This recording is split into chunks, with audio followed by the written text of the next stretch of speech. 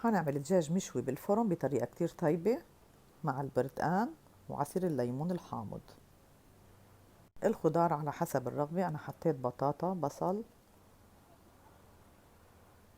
توم، جزر، يلي متوفر عنا بالبيت بنقدر نضيفه لفوق الخليط. عنا حبة من البرتقال بقشرها وبقطعها، وحبة من الليمون الحامض بقشرها وبقطعها، وبضيف عليهم كوب من اللبن.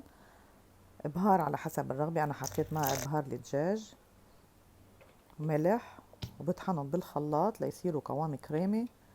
عندي دجاجتين مغسولين ومقطعين منقوعين بالخل والملح، بخدن لفوق الخضار، بضيف عليهم الخليط اللي طحنته، تبل فيه الدجاج والخضرة، وبغطيه وبتركه بالبراد لمدة 3 ساعات ل4 ساعات لحتى يتشرب الخليط. بدخله على فرن محمى مسبقا على درجة حرارة 220، وبسقيه بالمي، ياخد معي ساعة ونص. وهيك صار عندي جاهز ومحمر. بقدمه ألف صحة وعافية من مطبخ فاطمة العالمي.